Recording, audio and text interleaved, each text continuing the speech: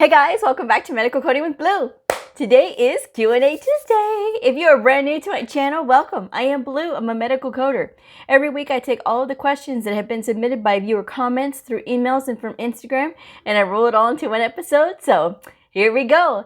If you would like to have your question answered for next week's Q&A Tuesday, I hope you'll comment below or send me an email. I will include my email address in the description box below. So thank you to everybody who submitted their question. First question. All right. I am currently studying at an online coding program for medical billing and coding admin. How many more classes will I need to be fully certified for medical billing and coding? You have to take a test to get certified as a medical biller and coder. Now, the thing is, when you're going through these online programs, just because you complete the program, this does not mean that you are a medical coder. This just means that you have completed a training program, all right? You still have to take the certification exam. So the certification exam has to be with the American Health Information Management Association or the American Academy of Professional Coders. Both of these are the major medical coding association powerhouses. These are who you want to get certified through. If you are training for a program that is training you for a certification that is not with American Health Information Management Association or the American Academy of Professional Coders, then you are pretty much wasting your time, all right? Because employers are looking for AHIMA and AAPC credentials. If you look at the online job postings, you will see that they are looking for AHIMA and AAPC credentials. So that is my advice there. But however long your program takes you, the day that you become a medical coder is the day you pass your certification exam. So I'm just saying. Next question. Is there a difference between medical billing and coding and health information technology? I'm trying to decide which one is best for me. So health information technology is an umbrella term, but it is generally referred to for the associate degree program, that is the registered health information technician. Health information covers a lot, right? And so medical billing and coding falls under that. And so that is what that is. So when you hear a lot of those umbrella terms, health information being an umbrella term, that is what they're referring to as the medical billers and coders. So that is one of the things, right, that it can be referring to. But yes, it is an umbrella term. Next question. Is it common for new grads to find a remote job? No. That is the short answer. No. However, we are in a pandemic. And because of this, it has changed the rules a little bit. Normally, on a normal basis, a brand new coder would not be coding at home because they need to have experience before they can do remote coding. This is not normal times though. So what is happening now is that a lot of new grads are going into the facility to get their training, and then they're being sent home to code. So, or some of them are just being hired on and then they're immediately coding from home. So employers have had to make arrangements for this. They know and they understand if they have a brand new medical coder that they're going to have to work with them. So no, on a normal basis, it is not normal. But right now, because of what the situation that we're all in, it is being done. But just know that if you are doing remote coding and this is your first job as a medical coder, you are going to run into a lot of questions. A lot of people think that this is something that is so easy that you can just do at home right away. You're going to have to be around people that know coding to help you in the beginning, because you're going to feel lost. And that is not to put you down or insult you or anything, but even the smartest people who have gotten into this still struggled in the beginning. So you have to have somebody who you can reach out to for questions. You have to learn how to look up things on your own. And especially if this is your first job and you're coding at home, you're going to have to do a lot of independent study. So that is my advice there on that one. Next question. I had asked about New Year's resolutions, and a viewer commented, hopefully to find a job in this field. Kind of hard to find here in Southern California. They want candidates who with experience 2+ years, not a fresh grad. Here's the thing. Even if the employment listing is stating that they want the candidate to have 2 to 3 years of experience, you still have to apply anyway. The thing is, they can't, sometimes they're not always able to find people who are qualified for that position. So because of this, they may take a chance on you, but they need to know who you are in order to take a chance on you. So this is why I'm telling you guys, even if you're a brand new medical coder, you still have to apply anyway at places that say that they want somebody with 2 to 3 years of experience. You have to have a really good cover letter and a really good resume. And these cannot be boilerplate. If they are boilerplate, then you're going to get passed over quick, because there's 100 other people that are applying for these positions. You have to be able to stand out. So you have to list all of your skills. Any of your transferable skills you can put on this resume. And the fact that you've had medical terminology, anatomy, and physiology, that has to be on your resume as well. Because a lot of times if you're looking in these job postings, it's telling you exactly what that employer is looking for. And if you possess any of those skills, then you need to have that on your resume, because that is going to be the first thing that's going to get their attention. If you don't have anything that is related to that position on your resume, next, next, next. And if your resume is all jumbled and it's not organized, or if it's repetitive, again, next. So I'm just letting you guys know, I do resume reviews. So if you're interested in that, I am leaving my rates in the description box below. But you have to have a really good cover letter and a really good resume. And the cover letter needs to be specific for that particular place. So you can't make it like, oh, I'm a team player, or I work really hard. They already know that. What they need to know is, why do you have it, or what skills do you bring to the table that will benefit their facility? That's what they need to know. You need to be as much of yourself as you possibly can. And when you're writing your cover letter, think of it that you're talking to a friend. That is the best way for me to describe it is, think that you're talking to a friend and tell them why you would be a very good candidate and why they would be essentially lucky to have you. Don't say that, but let them know why, because otherwise, you know, they're just going to go for the next candidate. So that is my advice there on that one. Next question. What if you want to do, okay, no, wait a minute. I wanted to ask if you have a recommendation on a course for a medical biller. I know you were talking about a biller certification in one of your postings. Here's the deal. If you're asking me my absolute recommendation on a medical billing course, I will have to be very honest with you and say that I don't recommend a course in medical billing at all. Okay, so the reason that I say this is this. Yes, there are some medical billing credentials out there, but you do not have to be certified to be a medical biller. If you look in the job listings for medical billers, oftentimes they are looking for you to have experience, or they're saying that they will train you on the job. That is what medical billers do. They process paperwork, and they have to know about Medicare, and they have to know about just the different insurances and things like that. So there's a bit of training that goes into it, yes. However, you do not have to be certified to be a medical biller. There's a lot of people that say, well, I want to add this credential and this credential and this credential. Adding additional credentials, it most times does not bring you more money. You have to spend more money in order to maintain those additional credentials. And I don't recommend the biller credential, because a lot of times employers are not asking for this. I have done many employment job listings explained, and for medical billers, I have never seen one ask for a billing credential. Never. They're usually looking for somebody, again, who has experience or is a certified medical coder.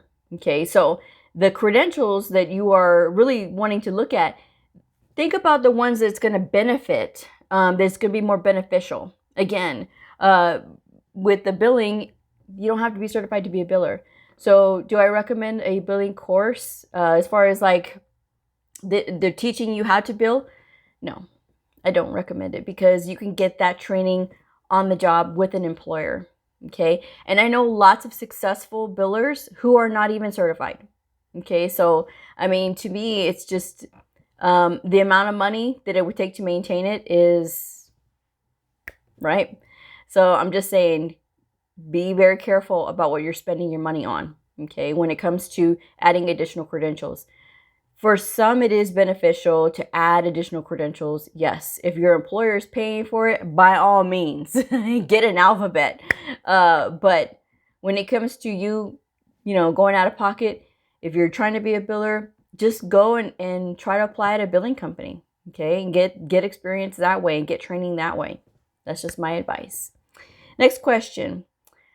On my resume, should I put all the classes that I have taken? Absolutely. If you've had like anatomy, physiology, medical terminology, you want that on there, because a lot of times employers are looking for people who have a strong medical terminology background, strong anatomy and physiology. Because when you're reading this medical documentation, being able to pass a certification exam does not necessarily mean that you understand what you're doing. And it also doesn't necessarily mean that you understand what you're reading.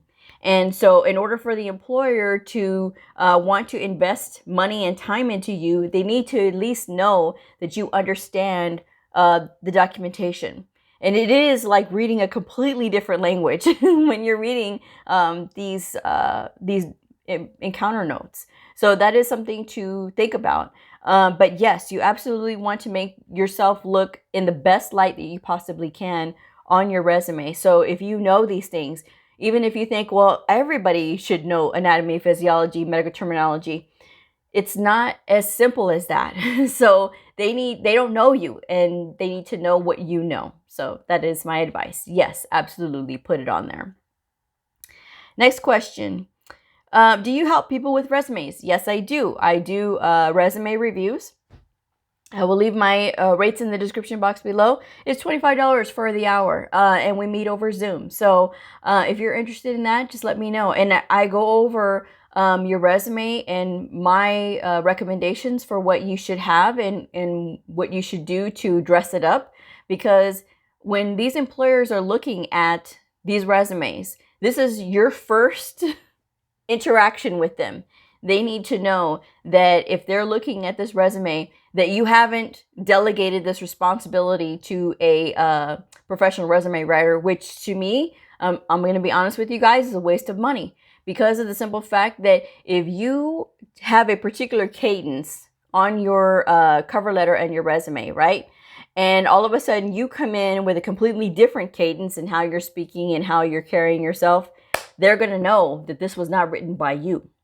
They need to know that you have done this yourself and this is you speaking. All right. So that is what I would recommend. This is why I say they're constantly looking for these things. And then when they are in their job listings, a lot of them are saying that you have to have excellent verbal and written communication skills.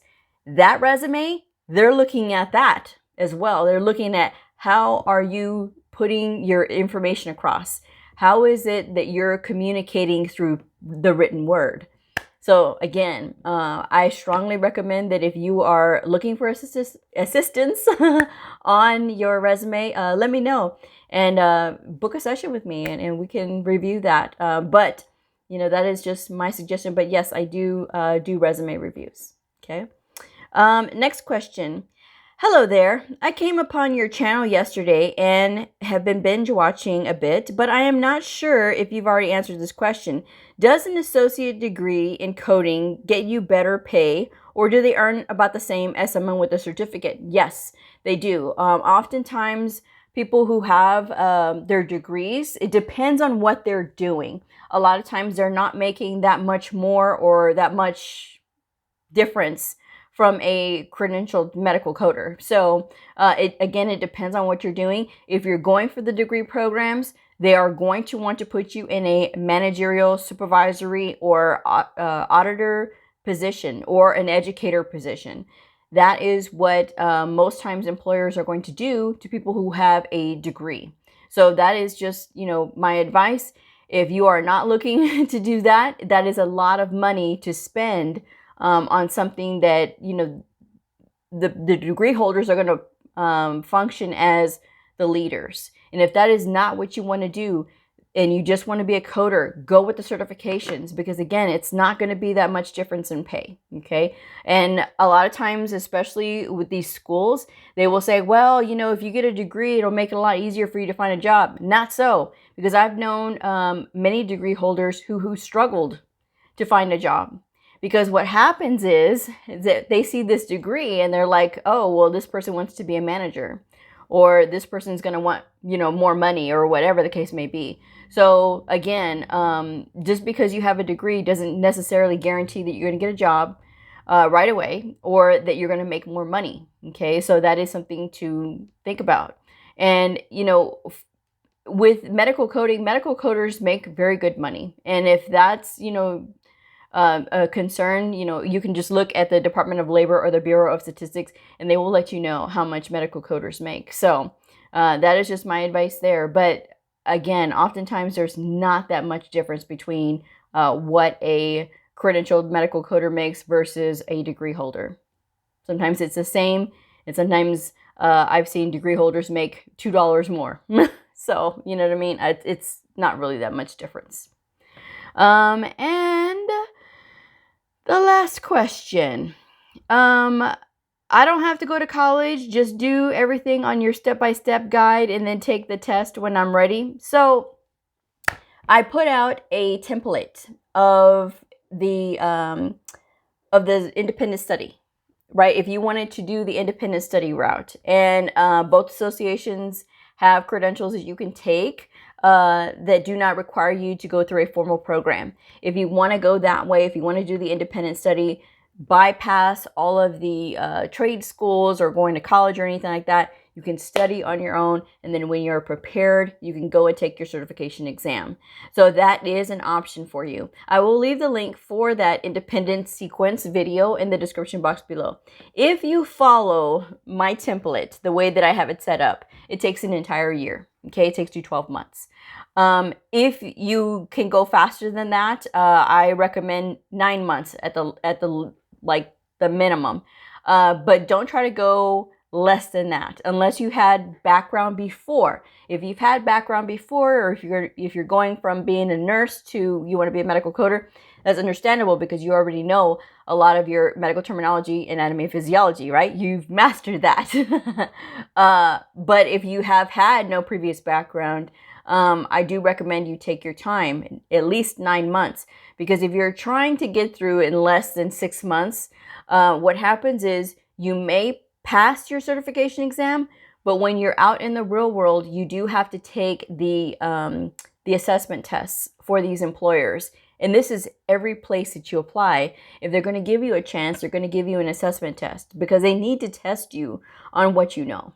and if you pass, then you know you can make it to the next round of the interview. But if you can't pass, you know, what are you doing with this credential? If you just pass the certification exam, but you can't pass a assessment test. So it's very important to take your time and understand what you're reading, what you're doing, and that's really my biggest advice there. So that is what I have to say about that. Oh, I do have one more. It says, what if you have a degree in health information administration with management, or an MBA in health administration with health informatics? Oh, that was a mouthful.